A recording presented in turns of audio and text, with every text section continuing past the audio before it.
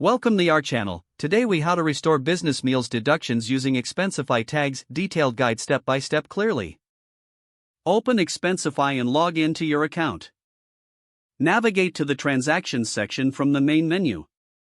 Select the meal expenses you want to restore for deduction.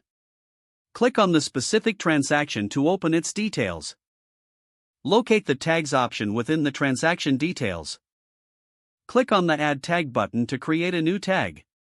Label the tag appropriately, such as business meal. Save the tag to associate it with the selected transaction. Repeat the tagging process for each applicable meal expense. Once all relevant transactions are tagged, head back to the Reports section. Create a new report if you haven't already. Select the transactions tagged as business meal to include in the report. Add any additional relevant details in the report's description. Review the report for accuracy, ensuring all tagged transactions are included. Submit the report for approval according to your company's policy. Once approved, ensure you keep all receipts organized for tax purposes. Regularly review your Expensify tags to maintain accurate records of business expenses. This process will help you maximize your meal deductions effectively. By diligently tagging your expenses and organizing reports, you ensure compliance and enhance your financial management. If the page does not load, refresh the browser or try again in a private or incognito window.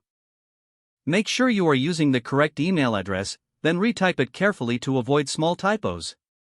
If your password is not accepted, use the reset option and create a new strong password you can remember. Check your spam folder for verification or security emails, then complete any request. Enable two-factor authentication if available to improve account security and reduce unauthorized access risk. After signing in, review your profile details so your contact information and settings are accurate and current.